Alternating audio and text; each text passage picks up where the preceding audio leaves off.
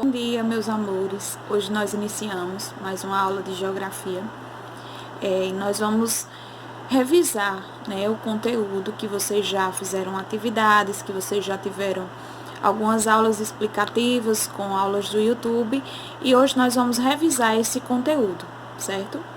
Então nós vamos entender sobre os aspectos sociais da população brasileira. Para que serve esses dados? Para que serve entender sobre esses aspectos sociais da população brasileira? Então, para que o governo ele possa ajudar a população, é levantado esses dados sociais, que é a educação, a taxa de natalidade, a taxa de mortalidade, a densidade demográfica, a longevidade, a renda da população. Então, para que o governo ele possa ajudar a essa população a entender como está a população do seu país, então é feito um levantamento de dados, feito esse levantamento de dados. Então, o que é a densidade demográfica? A densidade demográfica é a quantidade populacional de uma determinada área dividida pela extensão territorial daquele local. Então, se a gente pega a cidade de Paulista e vê quantos habitantes tem na cidade de Paulista e divide, essa quantidade de população pela extensão territorial que a cidade tem, certo? E aí o resultado é a densidade demográfica da cidade, certo? A taxa de natalidade, é a taxa de nascidos por um grupo de 1.000 pessoas. Então, se a taxa de natalidade da cidade de Paulista dá 4%, então a taxa de natalidade dessa cidade é de 4 crianças para um grupo de 1.000 pessoas, porque a taxa de natalidade ela é calculada pelo grupo de 1.000 pessoas, certo? A cada 1.000 pessoas nasceram 4 crianças, digamos assim, em Paulista. Já a taxa de mortalidade, é a taxa de morte a um grupo de 1.000 pessoas. Então, a taxa de mortalidade também é da mesma forma. Na natalidade é os que nascem, e a mortalidade é os que morrem. Então, um grupo de 1.000 pessoas, digamos assim, morreram 2 pessoas num determinado período, entenderam?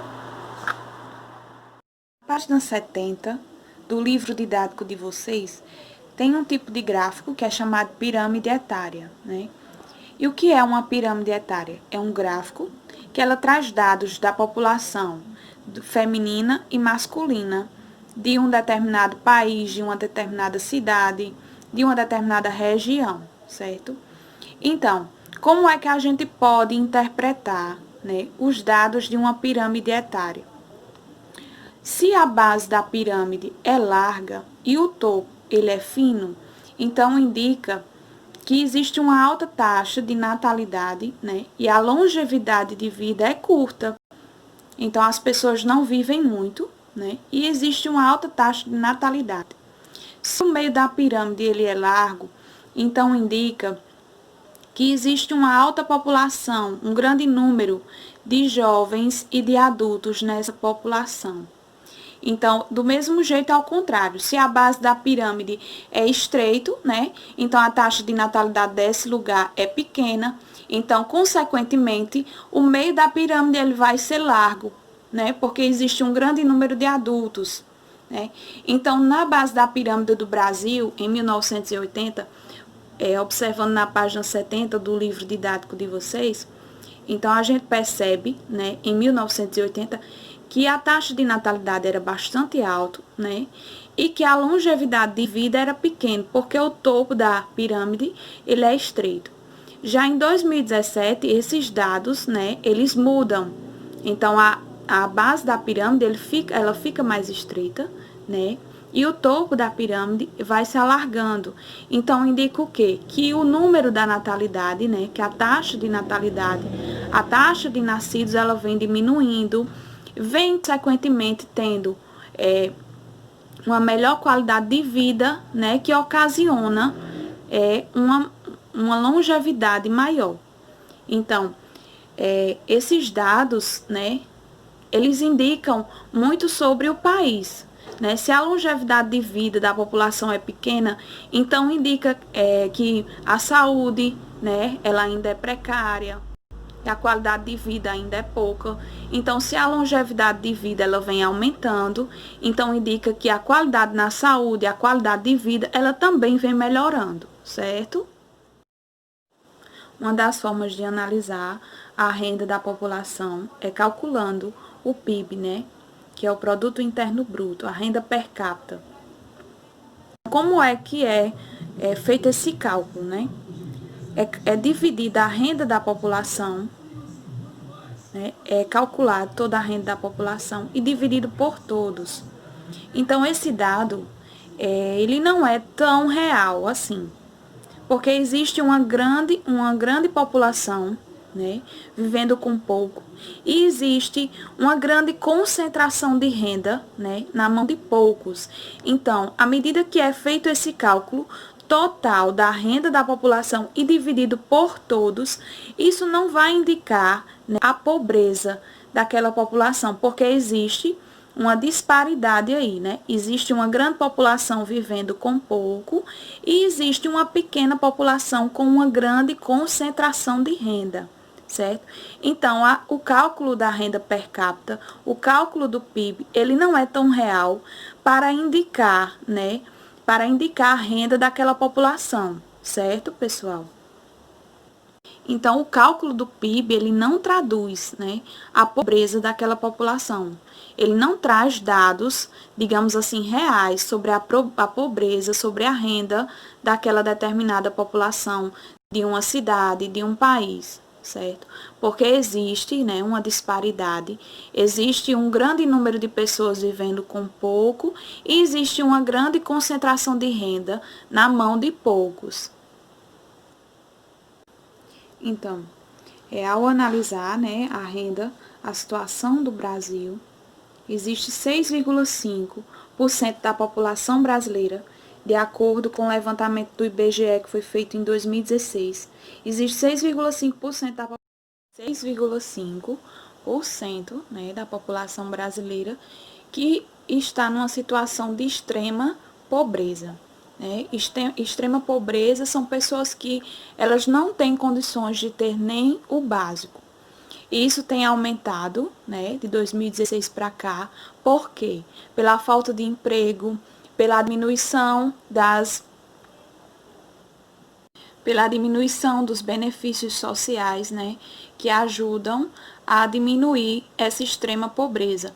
Então, devido à falta de emprego, à redução dos benefícios sociais, das ajudas sociais, né, que são ofertadas pelo governo, como, por exemplo, Bolsa Família, né, no que reduz o número de pessoas que recebem, né, esses auxílios sociais, então aumenta-se aí a extrema pobreza, né?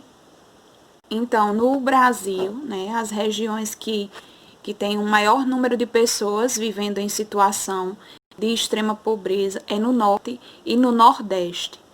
Mas isso não quer dizer, né, que as áreas mais ricas não tenham pessoas que também vivam em situações de extrema pobreza. Né? As áreas onde existe um maior desenvolvimento tecnológico, uma maior rede de indústrias, por exemplo, como São Paulo, né, que é uma metrópole, existe também pessoas vivendo em situações de extrema pobreza. Não quer dizer que porque existe um maior número de pessoas no norte e no nordeste, isso não significa dizer que as regiões mais desenvolvidas também não têm pessoas vivendo em situações de extrema pobreza, certo, pessoal? Essas regiões desenvolvidas também possuem, né, também têm um índice de pessoas vivendo em situações de extrema pobreza. Então, desses aspectos sociais, como a gente vem falando, como a gente vem entendendo, né, existe a educação. Né? A educação é um dos fatores principais para o desenvolvimento social e econômico, né, de um país. Então, no Brasil, essa taxa de analfabetismo, ela vem diminuindo, certo, pessoal?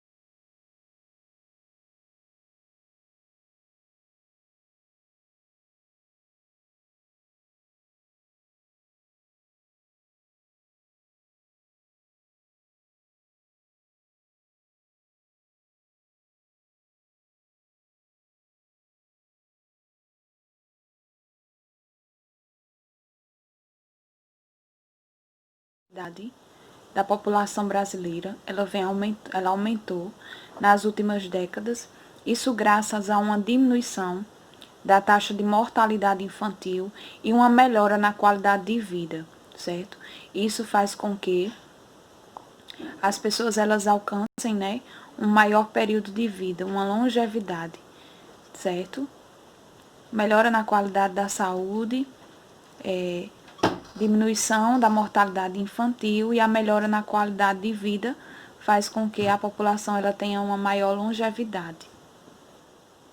Então, para ser calculado o índice de desenvolvimento humano de um município, de um estado ou de um país, é levado em consideração a educação, a renda daquele lugar e a longevidade de vida, certo? Então, pessoal, para ser calculado o IDH, que é o Índice de Desenvolvimento Humano, é levado em consideração 3 aspectos, que é a longevidade, a renda e a educação, certo? Então, esse índice, né, de desenvolvimento humano, ele varia entre 0 e 1. Quanto mais próximo de 1, né, melhor é a qualidade de vida. O índice ele varia entre baixo, médio, elevado e muito elevado, certo? O IDH do Brasil, ele é tido como um IDH alto, um IDH bom, um IDH elevado, que é de 0,774%. Então, é muito próximo de 1, certo? Sendo próximo de 1, né, o IDH ele é tido como bom, como elevado. Certo, pessoal? Então, essa foi nossa aula de hoje, né? Bons estudos para vocês e se cuidem, certo? Beijo e até a próxima sessão.